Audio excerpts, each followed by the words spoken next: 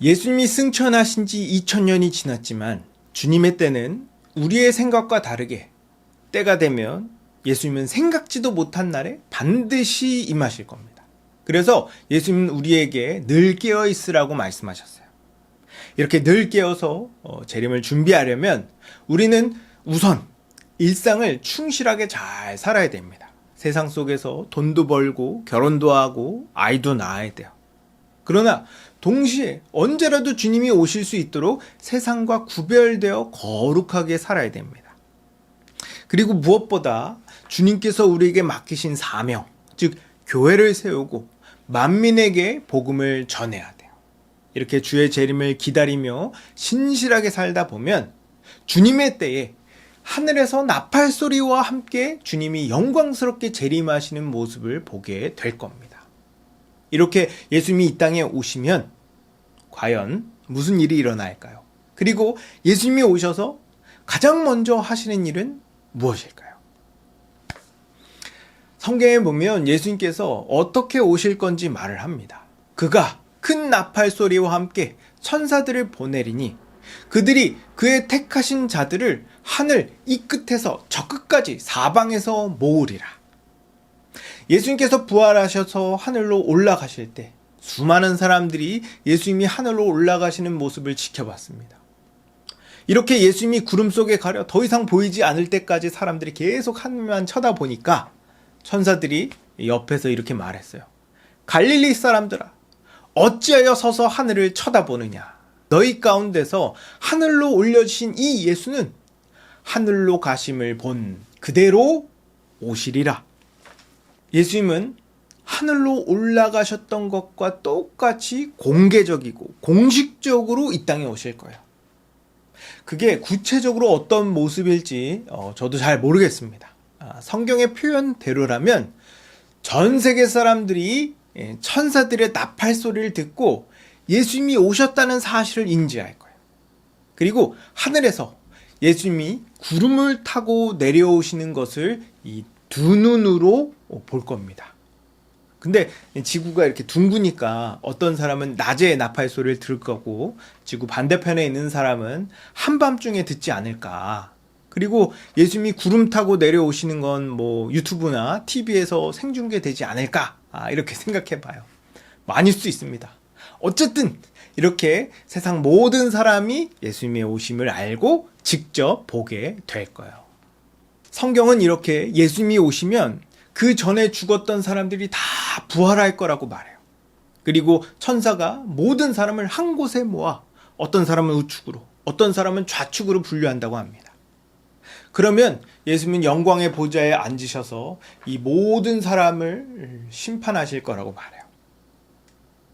어느 쪽을 먼저 심판하실지는 모르겠지만 예수님은 좌측에 있는 사람들을 심판하실 겁니다. 좌측에 있는 사람들은 복음을 믿지 않고 주께 범죄한 자들이에요. 너무 안타까운 건 이 무리 속에는 교회를 다녔던 사람 혹은 교회를 다니고 있는 사람도 있을 거라는 겁니다. 이 사람들은 자기가 구원받았다고 자신이 믿음이 있다고 생각하지만 실상은 구원받지 못한 사람들이에요. 이 중에는 썬데이 크리스천은 말할 것도 없고 목사, 선교사, 장로, 집사도 있고 나름 열심히 교회 봉사했던 사람들도 있을 겁니다. 그럼 이 사람들은 억울하다고 말할 거예요. 주여, 주여, 우리가 주의 이름으로 선지자 노릇하며 주의 이름으로 귀신을 쫓아내며 주의 이름으로 많은 권능을 행하지 아니하였나이까. 근데 왜 우리가 여기 있습니까? 그러나 예수님은 이 사람들에게 이렇게 말씀하실 거예요. 내가 너희를 도무지 알지 못하니 불법을 행하는 자들아 내게서 떠나가라.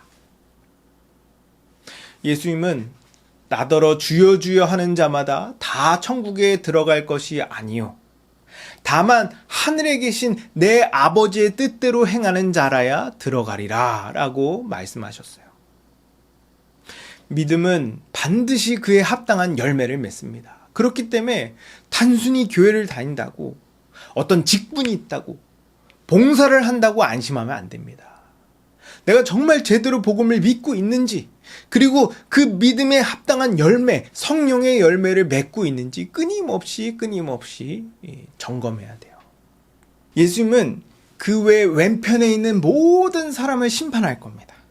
많은 사람들이 착각하는 게 있는데 사람들이 지옥 가는 이유를 복음을 믿지 않아서 지옥 가는 거라고 생각해요. 그래서 아니 어떻게 복음을 믿지 않았다는 이유로 지옥을 보내냐, 너무 심한 거 아니냐라고 말하는데 뭐 틀린 말은 아니에요. 하나님께서 구원받을 기회를 주셨는데 그걸 거부한 거니까 그것도 하나의 이유가 되겠죠.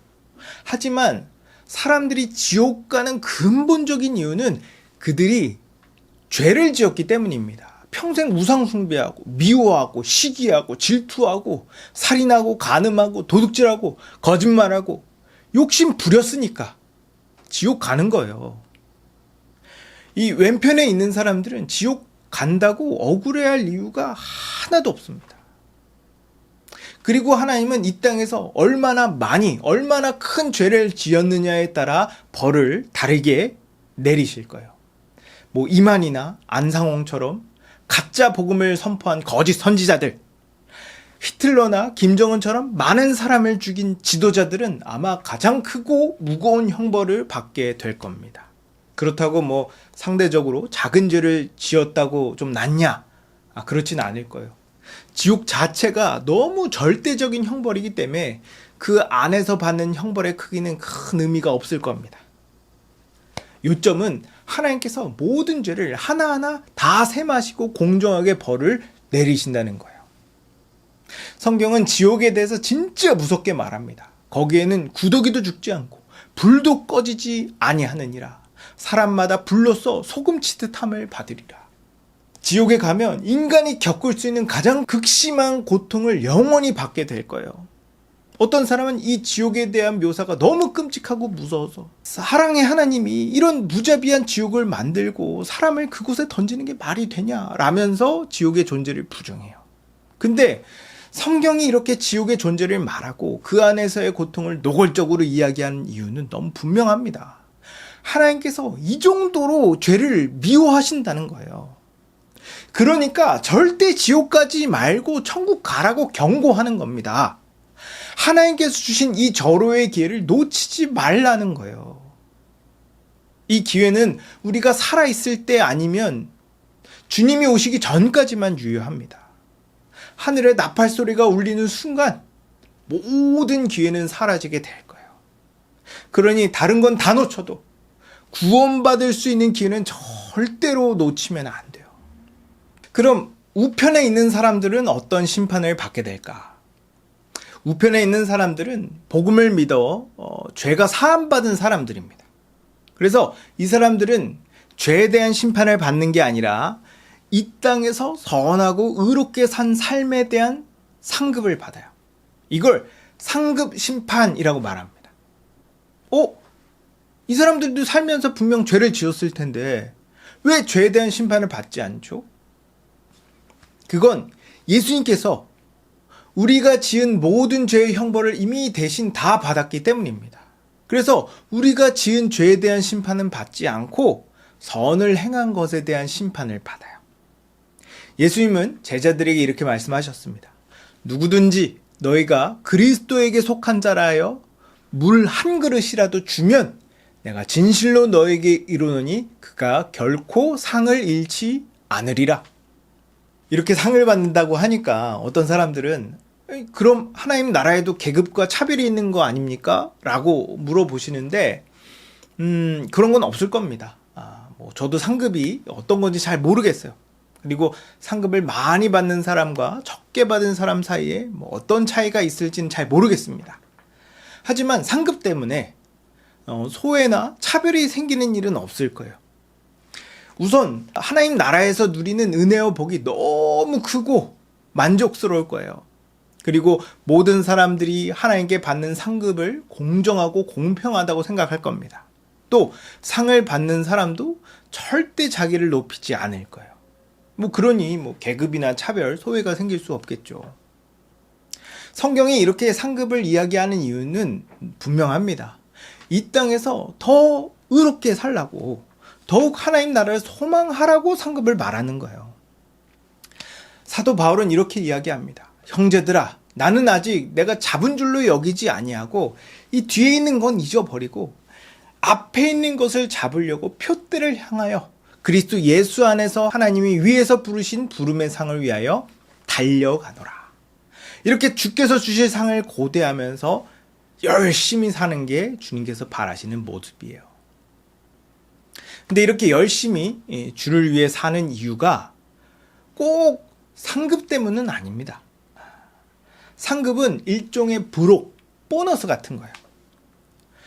죄로 인해 영원한 지옥에 떨어져야 될 우리가 주께 은혜를 입어 하나님 나라에 들어가는 것만으로도 우리가 주를 위해 열심히 살아야 할 이유로 충분해요. 이미 우린 너무 큰 걸 받았습니다. 근데 우리 주님은 우리에게 복 주시기를 기뻐하시는 분이세요. 이미 우린 충분한데 그래도 뭐라도 하나 더 챙겨주고 싶으신 겁니다. 그래서 우리가 주를 위해 뭐라도 하면 우리 주님은 우리의 작은 행위도 다 기억하시고 상을 주실 거예요. 그러니 주님께서 우리에게 주신 사랑과 은혜를 생각하면서 더욱 의롭게, 더욱 거룩하게 사시길 바랍니다.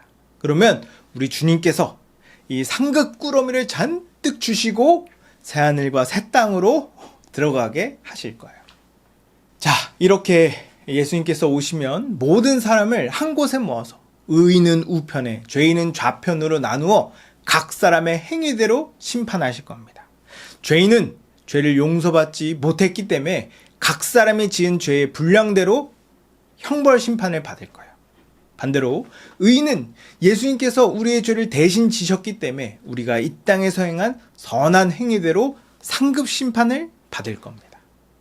성경은 천국과 지옥에 대해 분명하게 말하고 있어요. 하나님은 마지막 날에 마귀와 그의 추종자들을 예비된 영원한 불에 던져 세상의 모든 죄를 없애실 겁니다.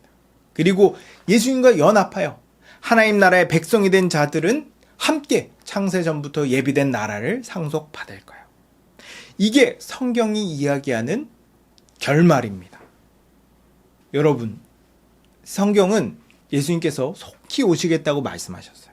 예수님은 우리가 예상한 것보다 빨리 오실 겁니다. 어쩌면 우리에게 더 이상 지체할 시간이 없을 수도 있어요. 다른 건 몰라도 지옥은 절대 안 됩니다.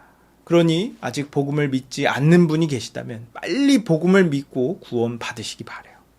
또 복음을 믿고 있는 분이라면 끊임없이 내 믿음을 점검하면서 믿음의 열매를 많이 맺으시기 바랍니다.